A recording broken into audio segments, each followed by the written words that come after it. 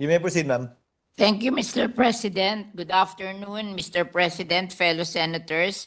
Before I begin, I would like to extend my warmest welcome to the Secretary of the Department of Agrarian Reform and to the entire DAR family. The Department of Agrarian Reform is envisioned as the lead government agency to implement a comprehensive and genuine agrarian reform that actualizes equitable land distribution, ownership, agricultural productivity, and tenurial security for, of, and with the tillers of the land towards the improvement of their quality of life.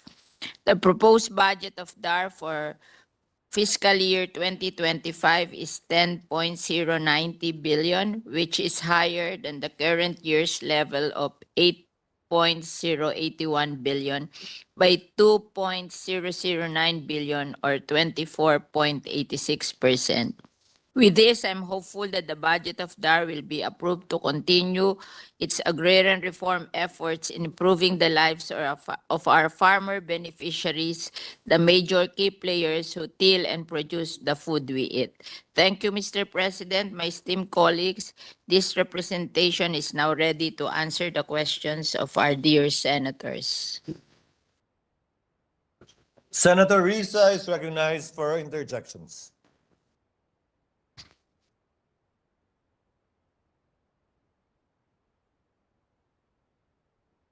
Salamat Abi, Mr. President, and magandang hapon po, good sponsor, and to the good secretary and the DAR family. So, una ko pong paksa good sponsor tungkol sa land use conversion.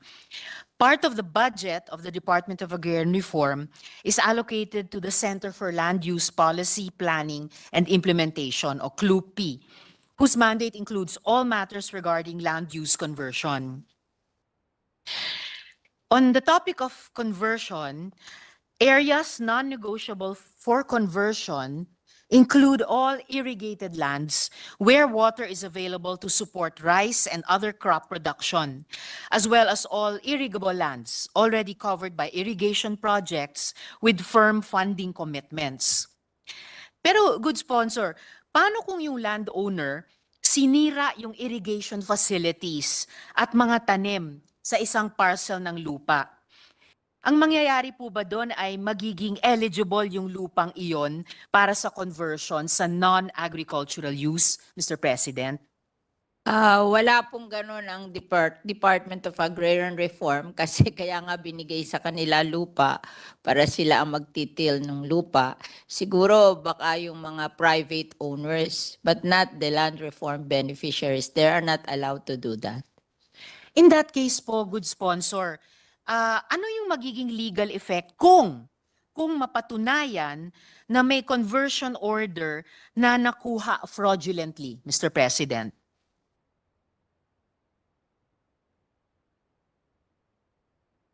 Will not be honored because that is illegal. So the conversion order would not be honored dahil Yes. magiging illegal yon. All right, salamat po, good sponsor. Dako ako, Mr. President, dun sa land acquisition and distribution. So with respect naman po to LAD, the department reports that under this administration, 56,071 titles have been distributed to agrarian reform beneficiaries. Pero I think para mailagay ito sa proper context, kailangan nating tanungin ilang ARBs ang iniintay pang matanggap yung mga titulo nila na registered sa kanilang pangalan at kino-cover yung lupang nakuha nila ng DAR o nakuha ng DAR para sa distribution, Mr. President.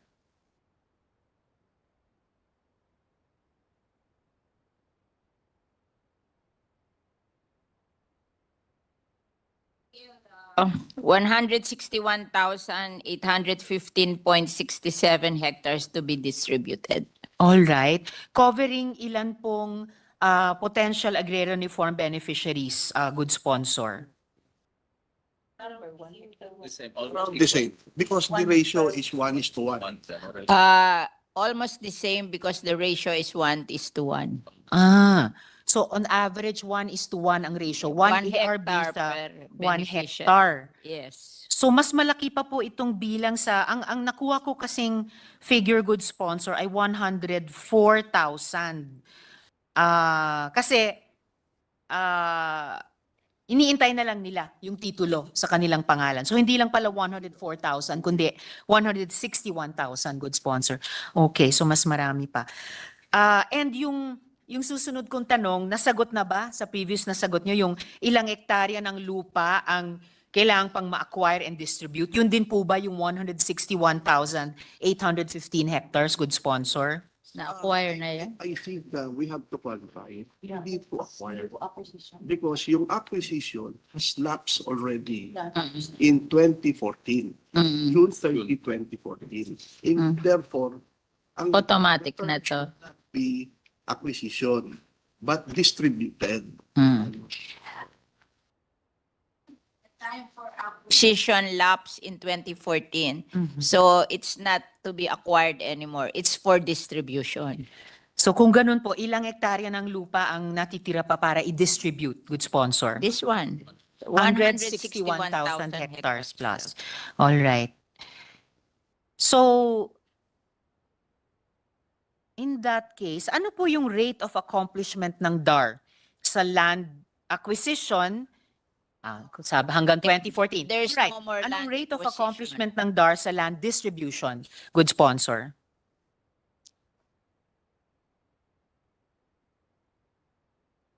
It's per year. Per year, January 24. In 2024, they distributed 61,000 hectares. 623. All right. So kung sa 2024 at 61,623 hectares that year, kung masustain po ito year on year, at the very least, kung hindi man maidagdag, at years. this rate of accomplishment, sa ilang taon matatapos ito ng DAR, yung In 3 distribution? years. Ilan 3 po? years. In three- 161 divided by 61. All, So, in three- less than 3 years. In less than 3 years. So, malayo po dun sa ibang naiuulat na it will take another 47 years. Tansya po ng DAR, Sobra 3 naman. years. Over his dead body daw. Over his dead body. Oh my God. Well, 4 na taon pa naman ang administrasyon. So before dapat sa tansya ng DAR bago sa pagsara ng administrasyon na distribute na ang lahat.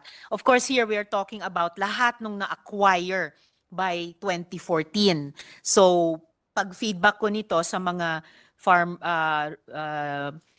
rural partners namin, baka meron pa kaming ifa-follow up sa DAR in terms of yung dapat pang na-acquire noon pero hindi na-acquire by year 2014.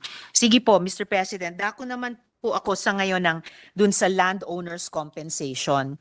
So, from the previous 2 years and in the proposed 2025 GAA, the DAR's budget for landowners compensation has remained constant. Ano pong dahilan nito, Mr. President?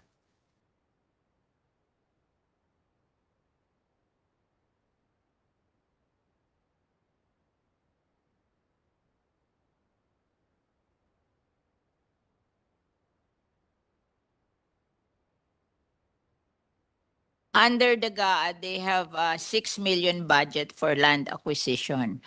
But tapos na po yung land acquisition, so it's just as what you call this reserve amount in case there will be some problems that will come about. At ito pong reserve amount, good sponsor, ay para sa landowner compensation? Yes, yes. Magkano po itong nagkakahalaga? 6 million 6 million din. yearly. That's Yearly. the So ito po ay 6 million for land acquisition mula even post 2014, post the yes, period of yes. acquisition. In case there's some problem, there's a Okay. reserve. Nag-accumulate po ba ito? So ito po ba ay magkano na po ang halagang ito para sa na reserve amount, tinuturing na reserve amount para sa landowners compensation? So 500 million na po yung Kumbaga nagko-compound ba ito? Pero ang reserve amount mo, yung 6 million a year, magkano na naipon nyo doon? Nauubos po lahat natin lari kasi Ito po yung utang na ubos agad. Doon daw sa land acquisition nila noong 2014, may utang sila na 520 million. Ito po. Oo. So, sa landowner, so every year nauubos nila kasi unti-unti nilang binabayaran yung landowner. Magkano yung utang po noong 2014? 500? Mula nung 520,550,000 520,550,000 plus. Alright. plus. And they're given 6 million a year. So dahan-dahan binabayaran nila. First in, first out. Ito pala yung tatagal, lampas sa 3 taon. Baka ito rin ang 47 years para sa landowner compensation. 520 divided Kasi kung by 6 million a year lamang, kahit po yung mula 2014 hanggang ngayon, 60 million lang po yun. Usap-usap kami nila, secretary, ang secretary ng finance, na baka para ma-address kagad dyan is mag-ano kami. Tawag doon sa usap ba? Bonds, yes. Gagamitin namin ng bonds. Nag-usap daw sila ng DBM na mag-i-issue sila ng bonds para mabayaran na to. DOF. And DOF. I see. Kailan po magsisimula yung pag-issue ng bonds para mabayaran yung landowner's compensation? Probably next year. Probably next year. Next year pa po. May halaga po ba itong kabuang bonds? 6 million din lamang ba or higit pa po? Hindi, para bayaran tong 520 million. Okay, so sa unang Pag-i-issue- pag-issue pa lang, worth 520 million na po ang bonds na i-issue. Yeah. All right po. And then, pero bago pa ma-issue itong bonds no next year sa tulong ng DBM at DOF sa halagang 520 million, sa ngayon, with a low and fixed budget for landowners compensation, ano yung criteria na sinusunod ng DAR na yun yung basehan ng pagbayad? Sinong babayaran una sa mga dating landowners? Mr. First President? in, first out. Okay. Kung sino yung unang binili, yun ang unang babayaran. Okay. Meron pong talaan nito para nakalagay talaga yung petsa na na-acquire yung lupa and therefore sila yung first in line para They have mabayaran ng record landowner's compensation. That they have to follow. We will follow that. So they follow that and nakasulat po ito. Pag hiningi po nitong representasyon, mahihingi po. Nasa land bank daw yung listahan. Nasa land bank. And pwede po nating hingiin sa land bank ito, Opo. Mr. President, good sponsor. All right.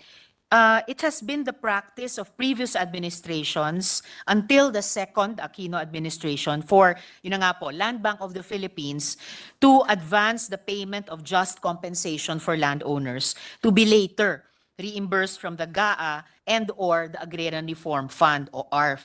Bakit po diniscontinue ng gobyerno ang practice na ito, Mr. President? Hindi namin alam reason bakit nila diniscontinue. Mabuti na lang itong term ni Presidente, sabi niya, we have to be fair not only to the agrarian reform beneficiaries, But also to the land. Binigyan na namin. It did not happen during their time. They do not know why it was discontinued. But in fairness, this administration will try to pay this backlog in landowner compensation because they said that they should be fair to DAR beneficiaries as well as to the landowner who gave up their land for the DAR beneficiaries. Okay. Salamat, good sponsor. Siguro magtatanong na lang kami sa iba pa kung bakit hindi na tinuloy yung ganoong practice noon. And in fact, magkaka-reunion naman pala ang DAR at ang Land Bank dahil sa Land Bank i-issue, or rather, hindi pala, DBM at DOF, no, yung bonds. Pero sayang, no, instead of replacing a previous good practice with another possibly good practice, sana several na mga pamamaraan para eventually mabayaran itong 500 million pesos na pagkakautang ng gobyerno sa mga dating landowners. Dako naman po ako, Mr. President, good sponsor, sa ilang mga grievances na idinudulog sa DAR.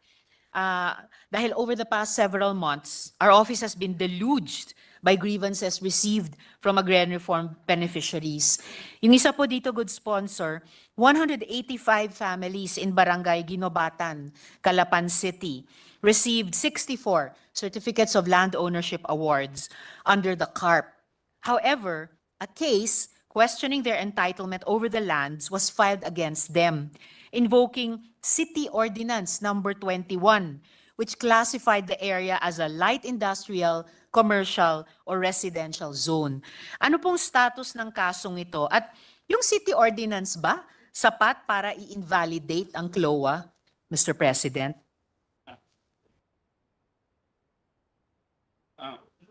Madam, Mr. President, Ano, sabihin mo sa akin. Ayaw magsasalita. Hindi ka pa nananalo. The subject case had already been decided, exempted with finality by the Supreme Court. Na Ng Supreme Court, exempted yung area, 185 hectares exempted from what? from our coverage. So, saan pupunta yung Now, mga here, tao? the question ni ano mo, please. Is the city ordinance will reclassify the area is sufficient enough to invalidate the law? No.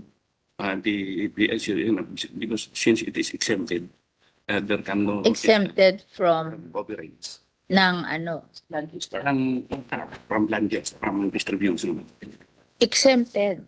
Kasi Kasi ang tinatanong niya, city ordinance. Calapan City. Ordinance. Parang kailangan.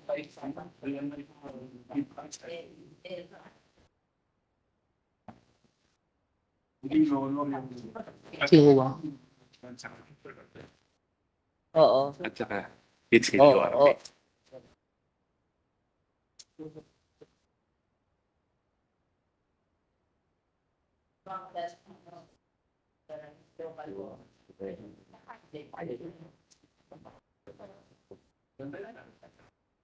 because exempted yun.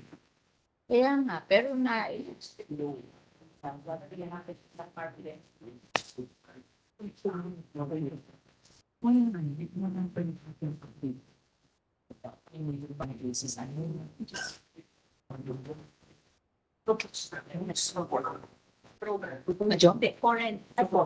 Gusto niyo?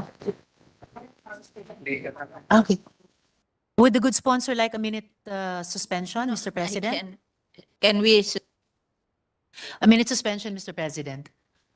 ang pagkaintindi ko, in-honor ng Supreme Court yung exemption from CARP. So it cannot go to the CARP beneficiaries anymore, but it's, yun lang. So that's the ruling of the Supreme Court. Mr. President, parang may namimiss po tayong steps dito or pieces ng puzzle na to. In fact, sa information na binigay sa akin ng mga pamilyang yon sa Barangay Ginobatan, Calapan City, wala pong banggit ng SC ruling. Wala pong banggit ng pag-exempt sa lupa nila sa CARP. Ang established po ay inawardan sila ng DAR ng 64 na CLOA. Pero kinasuhan sila, wala daw silang entitlement sa lupa. Ang basehan nun, City Ordinance Number 21. It's not the city ordinance, it's the ownership of the person Which the Supreme Court. which the Supreme Court upheld, hindi yung city ordinance. Ayaw nung may-ari na i-distribute sa CARP beneficiaries and inuphold siya ng Supreme Court. Sino po yung sinasabing may-ari, good sponsor? Maria Luna. No. Maria Luna. Maria Luna. So sa pagkaalam po ng DAR, ano ang kasalukuyang status ng kaso? Suspended yung CARP distribution. Suspended yung... Final na yung exemption. So, well, hindi po eh. Based on the Supreme Court ruling. Sabi ng DAR, final na yung exemption from CARP based on Supreme Court ruling. Pero kung ganun, good sponsor, bakit nakapag-issue ang CARP ng 64 CLOAs? Kung meron palang SC ruling. Instances where after the decision of the OP, did our proceed with the issuers of law without prejudice to the further proceeding. Naunang inisyon to. So, na-distribute daw nila without prejudice to the ruling of the Supreme Court. And nag-rule ang Supreme Court, so it cannot be done. Kailan po nila dinistribute? Kailan po nila inaward yung 64 na CLOA? Kailan daw? When was that? Rule 64. 2013. 2013. Ano yung 2013. Kailan nag-rule? Tapos kailan po yung ruling ng Supreme Court? That period, I believe that is during the term of penal administration from So almost the same time after the distribution. Same Ano pong time. buwan yung inaward yung CLOA sa 2013? Siguro. Maybe because it's hard to remember, maybe we can give you the report to follow kasi hindi nila matandaan yung exact date at exact ruling ng Supreme Court. We will provide. At anong buwan din po yung Supreme Court ruling na yun? Same year pero hindi nila matandaan yung date. Yeah. So they will give you the report para exact tama. If the people complaining kung pwedeng magdulog doon sa opisina para ma-enlighten sila kasi ang practice ng iba, maraming abogado na nagsusugsog kahit walang pag-asa. Okay. Pero Ang advice ng Department of Agrarian Reform, pumunta yung mga nagko-complain sa kanila para ma-explain sa kanila what happened. Kasi daw minsan, pinaaasa ng mga abogado yung mga land reform beneficiaries pero parang walang pag-asa. Kaya gusto nila sila mag-explain para maintindihan nila what happened.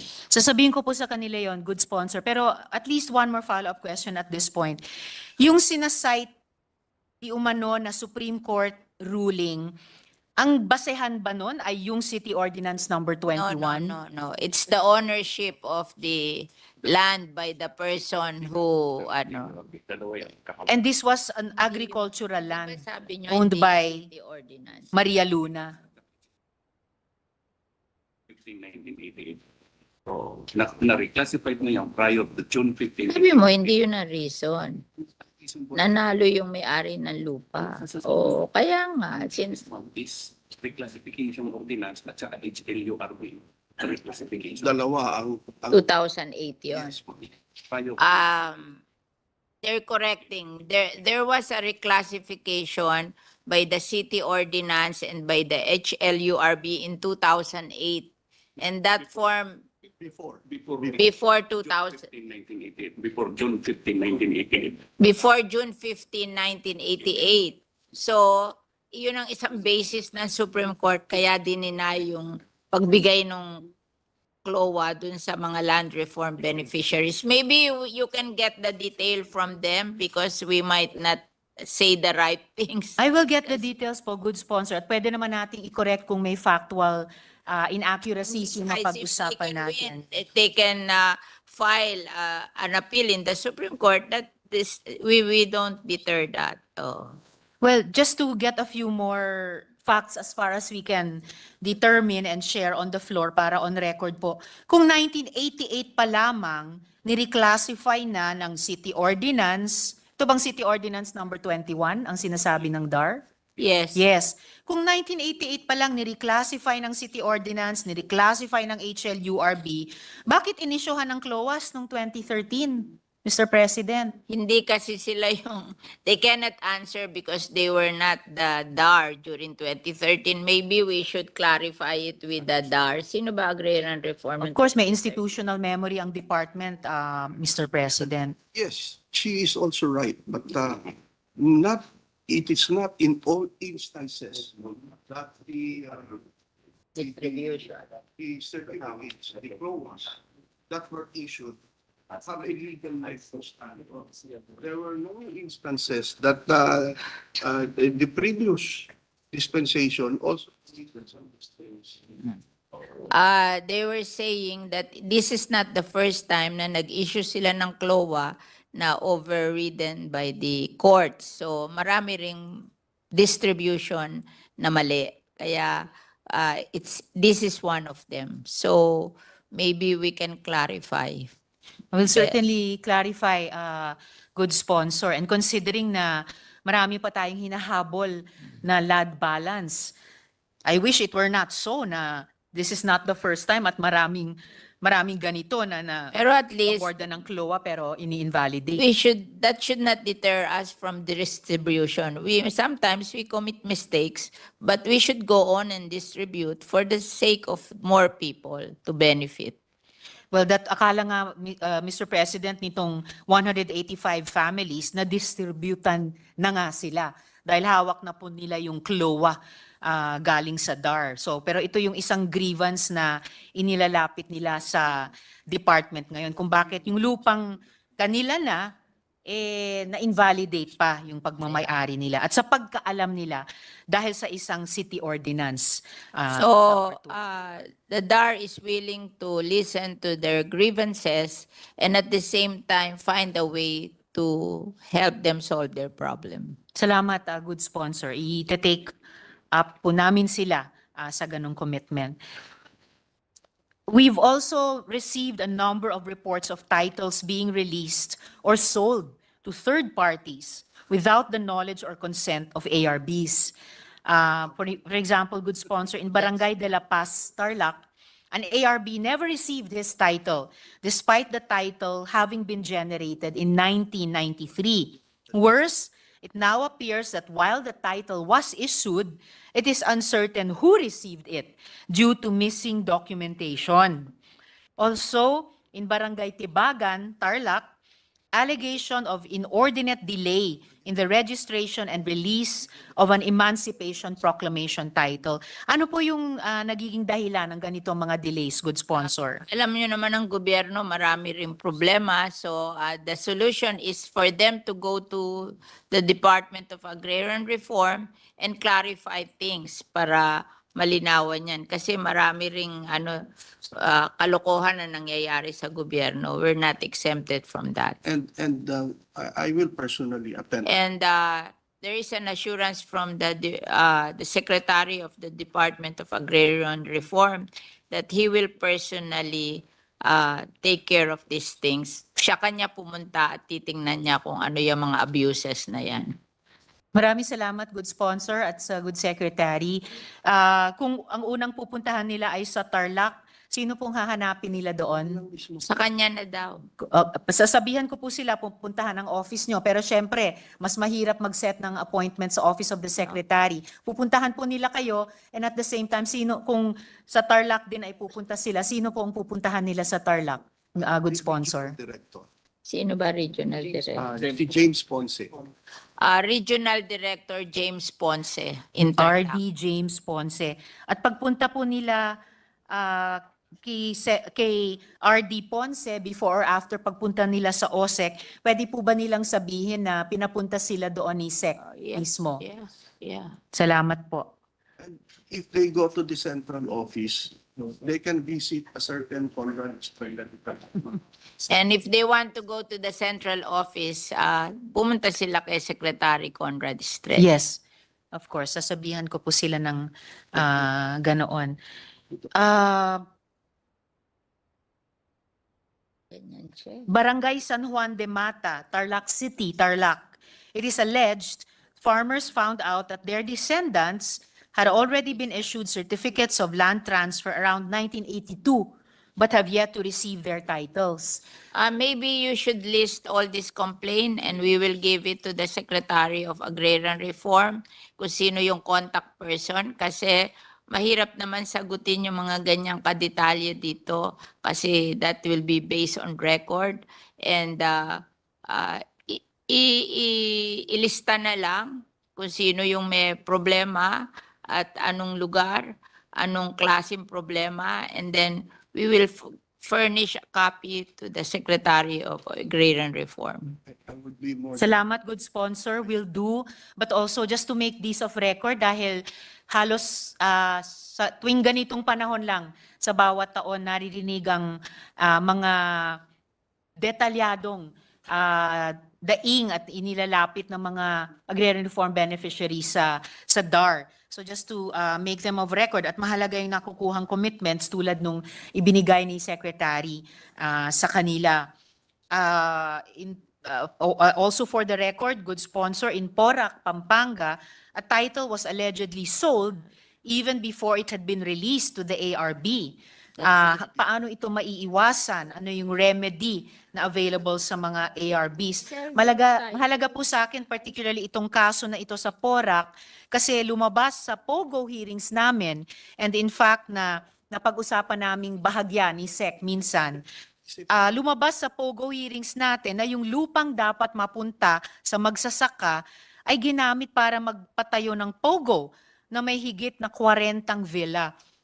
So pwede po bang humingi din ng update sa action na ginawa ng DAR sa PORAC situation, good sponsor? Ginawa niya sa PORAC.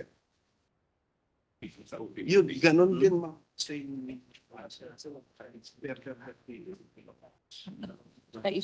Hindi nila alam yung case na yan, so mabuti mag-complain sa office nila or put it in writing and we will forward it to them. And then hihingi ng Senado ang answer nila. Sinasabi po na pag naging land reform beneficiary ka, kailangan you're allowed to sell only the property after 10 years. Good sponsor, masyadong modest si Secretary. Actually, minsan, sandali, napag-usapan po namin ang kasong ito. I was out of town at that time, pero dahil narinig yata ni SEC sa DAR resource person nung POGO hearing natin, yung naging sitwasyon sa PORAC, na hindi lamang nagkaroon ng POGO hub doon, pero ang tinayuan pang lupa ng POGO hub sa PORAC ay na-awardan na actually ng DAR sa mga magsasaka at naggulat na lamang sila bago pa sila ma-install doon. Biglang at walang alam silang conversion request. Wala ring naiamin si Mayor Capil ng PORAC nung hearing niya, nagkaroon ng request for conversion or conversion process, natayuan ng POGO, yung lupang in-award ng DAR sa mga magsasaka. And I was very grateful. Tinawagan ako ni SEC nung out of town ako that day. I stepped out of my meeting, kami nag-usap, and sinabi ni SEC sa akin noon na aalamin niya ang kasong ito kasi he was also concerned about that development, good sponsor. So baka may kahit konting update sa action kung mayroon na ginawa ang DAR dun sa sitwasyon sa PORAC, Mr. President. Naka-appeal ngayon yung order ng revocation sa Office of the President. Ni-revoke namin yung conversion. Oo, naka-appeal. Ni-revoke, hindi. Pero ni-revoke namin. Ngayon naka-appeal sa OP. Ni-revoke daw nila yung conversion. Mhm. Oo, and nag-appeal yung nagtayo sa Office of the President. So, on appeal. So nagkaroon pala ng conversion.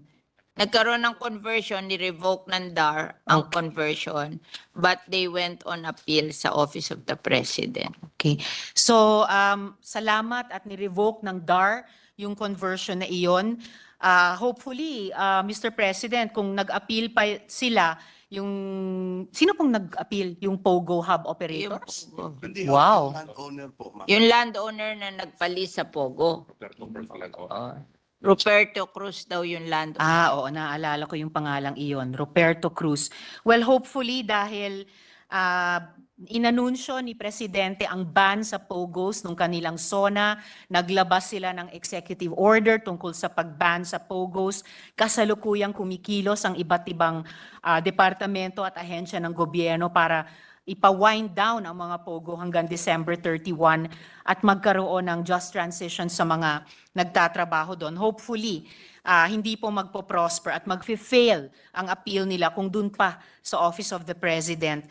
Nag-appeal yung Ginoong Cruz na may-ari ng lupa na nilease niya sa mga POGO. At hari nawa ang maitaguyod ay yung revocation ng conversion na isinagawa ng DAR, Mr. President.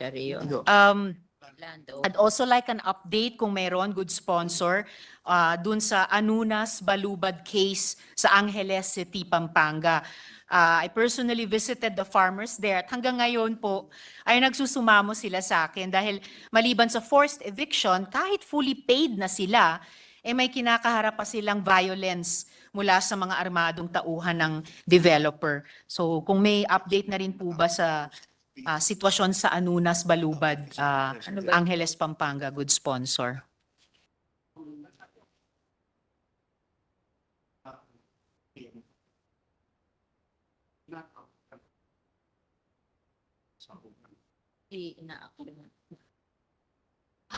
Nag-rule daw ang DAR in favor of the farmers. Kaya lang yung kalaban nag-appeal sa Office of the President. Hanggang ngayon nasa Office of the President pa. Alright, salamat good sponsor. At muli dahil at salamat sa DAR sa pag-rule in favor sa mga magsasaka doon. At muli kahit nag-appeal sila sa OP, sana dahil may pinirmahan kamakailan lamang na batas si Presidente, bagamat kaugnay ng condonation ng utang, pero bahagi po ng pakete ng pagsuporta sa mga agrarian reform beneficiaries. Harinawa po ma-uphold yung ruling ng DAR doon sa OP. And lastly po sa mga particular na grievances, sa Samal Island naman po, AR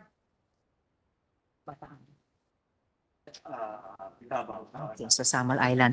Doon po sa Samal Island, ARBs listed under several collective CLOAs allege that they have been denied entry into their farmlands. They also allege that the said farmlands are also being forcibly converted. So, yung ganitong mga kaso, good sponsor, binabantaan na i-undermine yung agrarian reform program ng bansa. Aling unit o bureau ng DAR ang responsable para sa ganitong concerns? At may sufficient funding po ba ang unit o bureau na ito para umaksyon sa ganitong mga grievances in timely manner, Mr. President? Nasa level po ng regional director. Nasa level daw yan ng regional directors. So they should approach the regional director. Samal is Region 11. Yes, good sponsor. Salamat po. So, lalapit sila sa RD tulad ni RD James Ponce dun sa Region 3. And then, Ano pangalan? pwede ko na bang lahat-lahating good sponsor kung hindi po makakuha ng relief dun sa level ng RD, mailapit din po nila sa Office of the Secretary? Tondi. Ang regional director daw ay Jamil Amatondi. Jamil Amaton. Amatondi. Andyan po sila. Sir, Madam Sponsor. Daw siya, oh. Yes, sir. Salamat kayo. Madam Sponsor, siguro lalapitan po nung legislative staff ang good RD para Yeah, i-follow the up. two RDs. Opo, yung kaso sa Samal Island and dun sa, kung nandito rin po si RD Ponce, andito rin po ba sila? Andito rin po si RD Ponce. Lalapitan na lang po namin silang dalawa para i-follow up po itong mga grievances na idinulog ko sa inyo ngayong hapon. At for follow up po sa PORAC, the root of the problem seems to be the delay in the issuance or release of titles to ARBs and their installation on their farms. So, paano po natin mapapabilis ang prosesong ito, good sponsor? Di ba nare-release yung PORA? Sa opisina. Yun, pinunusog ka ganyan kasi may pending na RCS kayo niya. Dahil ang nagpaalis niya ng LGU eh. Hindi yung nakapagpapalito ba? Kaya na-issue yan dahil ang nagpaalis sa mga tao, LGU, and may pending na kaso. So, kailangan nating makahanap ng paraan, good sponsor, na yung release ng title at yung pag-install na bahagi ng isang pambansang programa ay mabilis na nalulutas kung may problema sa LGU kaharap nitong isang pambansang programa, good sponsor. Minsan hindi sila pumupunta eh. Meron daw office that tumutulong sa mga ganyang problema under USEC, Galit. USEC Gali. Ano pangalan ng opisina? Yulaw. Yun lang. Ano ibig sabihin ng ULAW? Undersecretary for Legal Affairs Office. Undersecretary for Legal Affairs Office. Oo. Yusek Gary. Gali. Sorry. Galit. Galit, ma'am. Galit, yes. Oo. Yusek. Galit. You said angry. Alright. Angry. Yusek angry. Para maalala mo. Galit. Oo. Sulat ko na. Yusek Galit. Oo. Okay. Para hindi rin po magalit lalo at malungkot yung ating mga magsasaka. At may sufficient funding naman po yung regional Yes. offices, good sponsor. Yes, there is. Alright. Salamat, good sponsor. Dako naman po ako, Mr. President, sa paksa ng split. So by its work plan, the World Bank funded project split of DAR should be already on its fifth and last year of implementation. However, to date, it has met just 13% of its target of individual titles released or issued. Aside from the delays caused by the pandemic, ano pa po yung ibang sources ng delay, Mr. President? Judicial form. Yung judicial forms kasi, kaya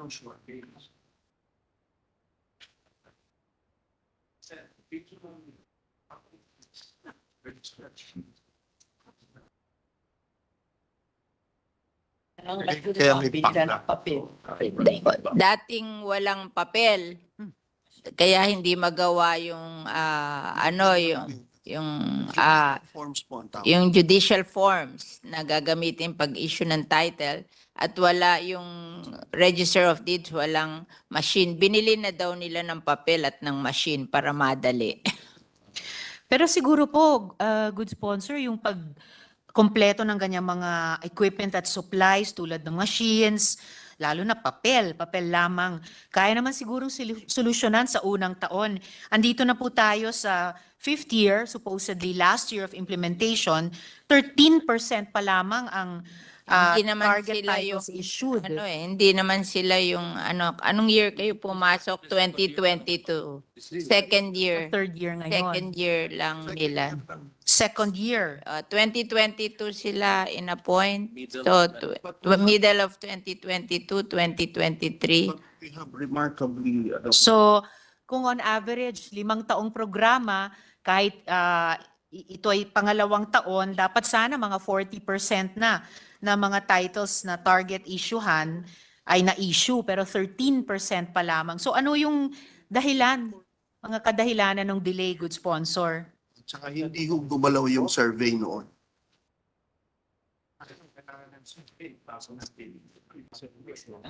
Para malaman natin sila. Pero walang gumagalaw na survey noon.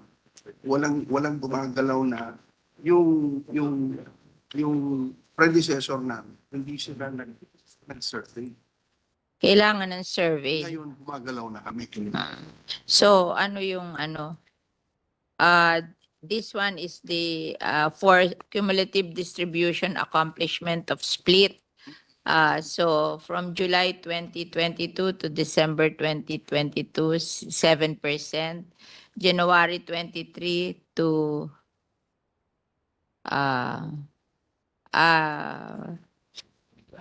December.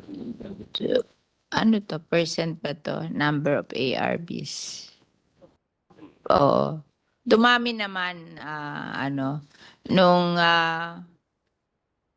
ngayon January to December, number of ARBs is 50,000. January 23, January 24 to November 24, 44,000. So, tumaas naman during their time.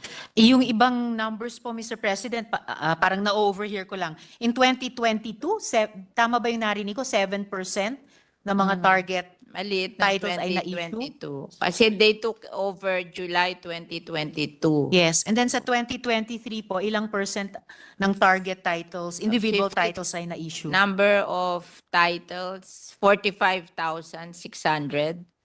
And then in 2024, 49,800. Hindi pa So- tapos ang 2024 up to November of 2024. So yung 45,000 nung nakaraang taon ay ilang porsyento ng target individual titles to issue? Wala silang salat na target sa previous year. Ngayon lang tayo nag-set ng target. That's Yung why previous year, wala pa kaming sinet na target. Mm. Only this year. Mm. And we will reach 100. Overreach naman sa split. They promised to reach, they will be able to deliver 100,000 title this year, by the end of the year. Nag-target na sila. So yung 49,800 magiging 100,000. So double of 2023. Ilan po lahat yung target of individual titles to issue under yung kabuang split program? 800 plus. no, Ilan? target. The total. The RTA is 1,140. 1,100. 1,000, Ay, million. 1,140,000. Yan pong target. Ang target title is 140. 1,140 na beneficiaries and sila parang tinarget nila this year 100,000. So All right. So good sponsor. So ang overall target ng individual titles may issue ng kabuang split program 1,140,000. yes. So, And then sabi nyo nga in 2023 nakapag-issue ng 45,000 and in 2024 nakapag-issue na ng 49,000 no, pero but they target will issue 100,000. 100,000. Opo. So Nung 2022 yung Maliit. 7%, ilan po yon in absolute numbers? Ilan ang na-issue nung 6,700. 6,000. Okay po. So 6,000 nung 2022, 45,000 nung 2023, target 100,000 in 2024. So 151,000 out of 1,140,000 Ano yung future target overall. nila? So a little over 10% pa lang sa ikalawang taon ng isang 5-year program. A little over 10% lang sa halip na on average 40%. So, I mean, bukod sa makina, papel, ano po yung sources ng delay? Next year daw ang target nila 200,000. So Alright. kung 200,000 a year, natitira na lang 1 million, 5 years. Diba? So, teka, 151. So by end of next year, 351. 1/3 of the way. So kakailanganin natin ng 6 more years. Kasi by 5 end of years next na year, lang. 3 years na 351,000 ang na-achieve. Kung in terms of area coverage po, So tingin nyo, ano na ang achievement ng split compared to target yung sa area of coverage? Good sponsor. hectareage, ganun din. Yun na rin. Yun na rin. It's almost the same. It's almost the same. Ang ino-observe po nila ay 1 hectare per 1 ARV. ARV, yes. So we are talking po about 1,140,000 hectares. Tama po So ba? 1 million beneficiaries. 1,140,000 hectares. Ang na-cover na as of current date ay Conservative lang yan. It could be more. 49 plus 45. 300 na. So 94 plus 6. So 100,000. Tama po ba? Mga ano lang, 3 years na lang. 4 3 years, ma'am. Kaya na. 4 years. Mauubos namin. 4 years, 4 years. 20, Oh, 20. 100,000 hectares so far ang achievement ng split So they think they can finish it by 2028.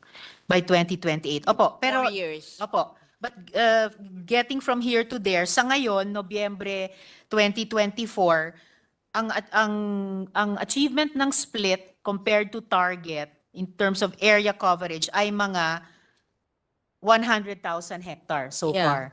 Okay po. But they hope to double this year additional 50,000 and next year 200,000. So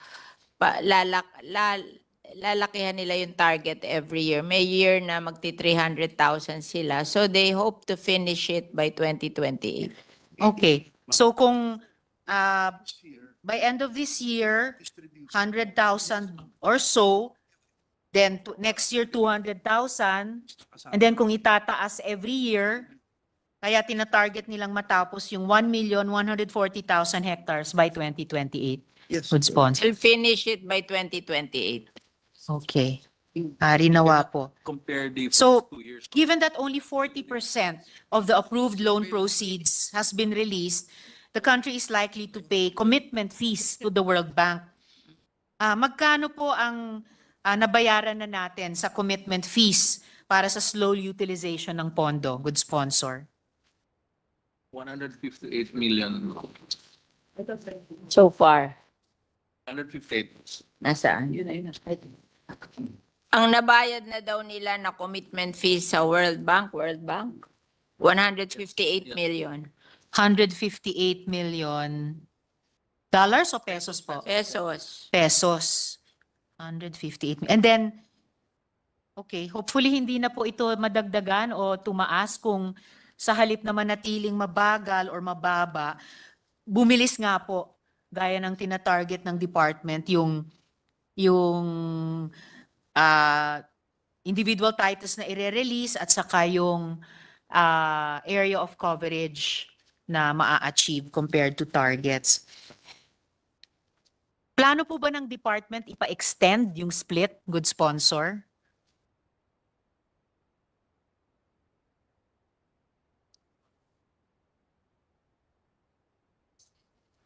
Mhm. December 21, 2027. So extended na So, ng mga Kaya 3 na taon Kaya na namin. Kaya na daw nila at natapusin. kakayanin na.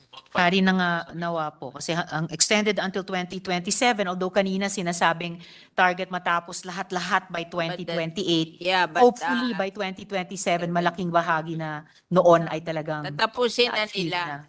By then, tapos na yun. Yes. Distribute na lang namin. For this, Sabi nila, magagawa na nila titulo, it's a matter of distribution na lang. Alright. Salamat, good sponsor. Dako ako, Mr. President, sa banana industry at yung mga arbos. The performance of the banana industry has been declining steadily in the past few years. There are many arbos in the Davao region who entered into long-term joint venture agreements with large transnationals. Anong ginagawa ng DAR para tulungan yung mga arbos na to, good sponsor? Binibigyan natin sila ng mga support services.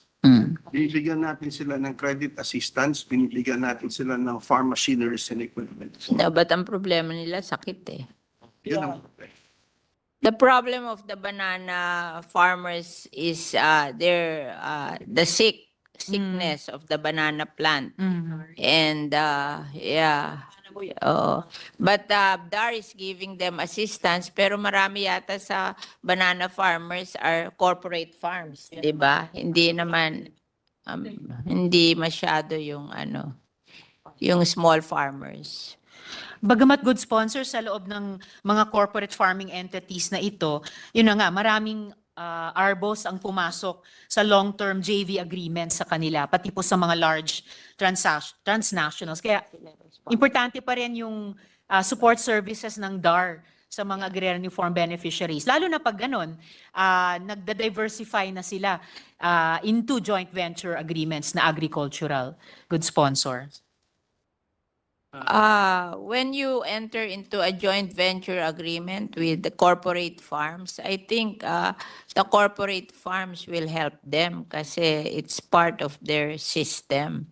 Kaya lang, nagbibigay rin kayo sa land reform beneficiaries. But katulong nyo yung mga corporate farms to help them. Ano pong assistance yung binibigay ng DAR sa mga ARBs na to na pumapasok sa JV sa mga transnationals? Good sponsor.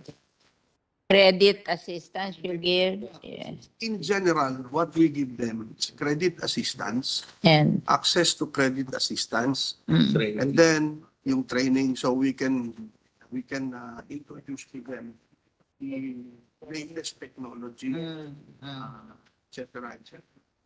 And more importantly, yung mga farm machineries and equipment, we provide that. hindi yung corporate farms ang nagbibigay. Meron din hong binibigay corporate. They give the farm machineries, they give credit assistance, and then training with regards to new technology, which is very important if there are suffering diseases in their banana plantation. We are also providing legal assistance to them so that they would know how to deal in these kinds of arrangements, ma'am.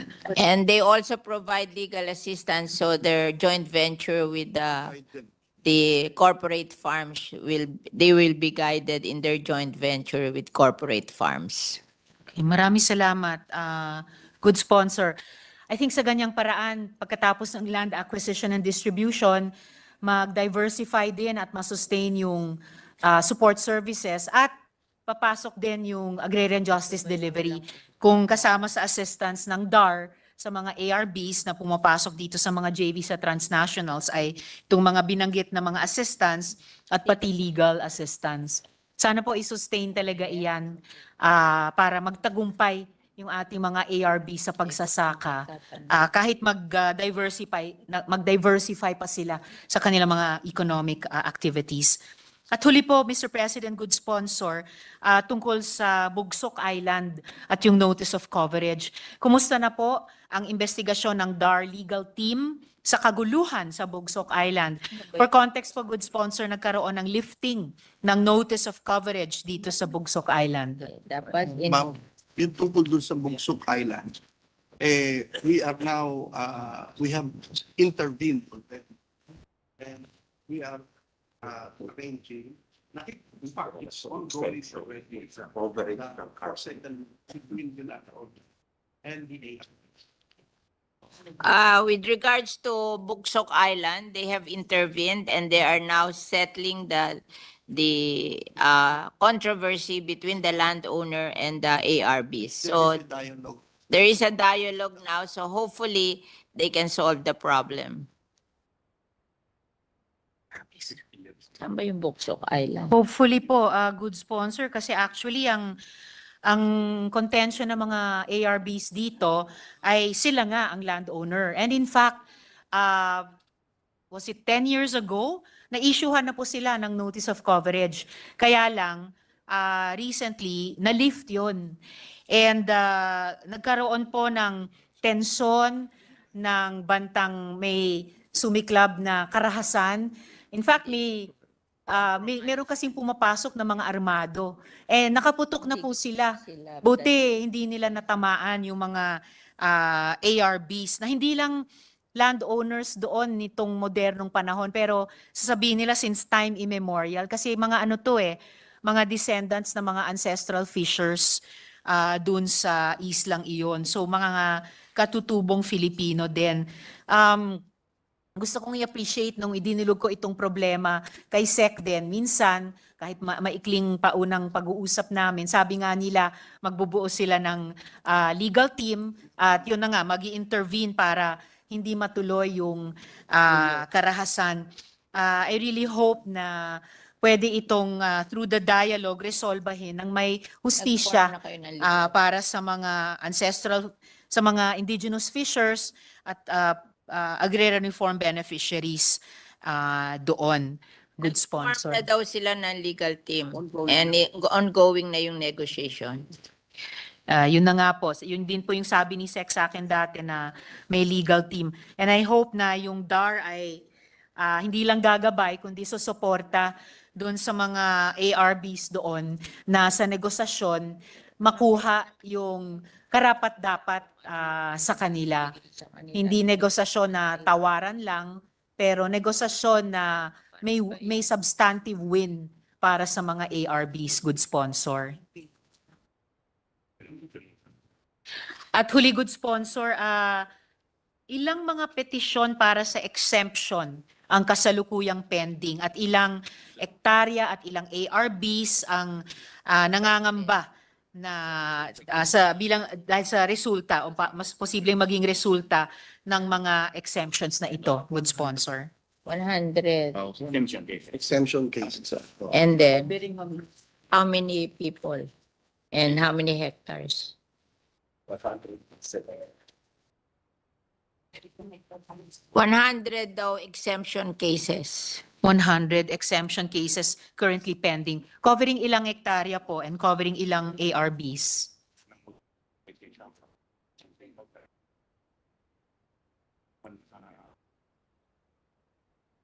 So 100,000. Average daw 1,000 per case. So 1,000 or less hectares 100,000. sorry. 1,000 Square meters. square meter per case. Okay. O di 100,000 square meter which is about 10 hectares. Yeah. Yes, Oh. So sa 100 kasong ito, mga 10 hectares ang posibleng Involved. exempt. 1,000 square meter per case. per case. So kung 100 cases, Right. 100,000 100,000 square meter which is equivalent to 10 hectares. Yes. At sa 10 hektaryang ito na posibleng or at least may kasalukuyang pending petition for exemption, ilang ARBs ang nangangambang 10,000 mawalan? 10,000, 10 hectares eh. Sabi nga natin, 1 hectare per, di 10 lang, 10 ARBs 100. sa 100 cases na ito? Di ba sabi nyo, 1,000 per hectare, Sa 10 cases, sa 100 cases, 10,000. Saka 100 petitions po ito, good sponsor, covering 10 hectares lamang? One week lang exemption ng mga ping. Parang kulang. Ma'am, dun sa 100, more or less 100 cases is 1,000 hectares. Oh. So, 1,000 people. So, Pero farmers yan, multiply mo mga farmers yan ng times 10. Ang farmers yan mo mga 10,000. 10,000 farmers. When it comes to number of cases, it's more or less 100 cases. oo, But when it comes to number of farmers, 10,000 10,000. times. So mga 10,000 hectares din ang input. So, 10 hectares lang ang input. Hindi ma'am, 10,000 hectares. No, kasi, Square meter. o sabi mo 1,000 square meter. 1,000 hectares. 1,000 hectares lang. 1,000. 1,000 hectares, so 1,000 farmers. 1,000 hectares at mga 1,000 na ARBs ang Farmers. nangangamba dito sa resulta ng mga exemptions na ito. All right po, good sponsor. Babantayan na lang po namin. Maraming salamat, good sponsor. At ifa-follow up po namin sina RD Ponce, RD Amoton. Tama po ba yung nakuha? Andyan, Sorry? andyan, oh. Amatong. So, isa, at yun ang isa. Matonding. Amatong. Apo. RD Amaton Lee. Ano kasi, papalitan ko sa Matonding. Opo. And there is a brown jacket. Yusek Amatonding. RD Amatonding. At kay Yusek Galit. Magpa-follow up na lang po yung aming mga agrarian reform beneficiaries, partners. Isip. Maraming salamat, good sponsor. At Thank you. salamat kami, Mr. Thank President. you. Thank you, Senator Ontiveros, for your interjections. Sana si Coco. Session is suspended.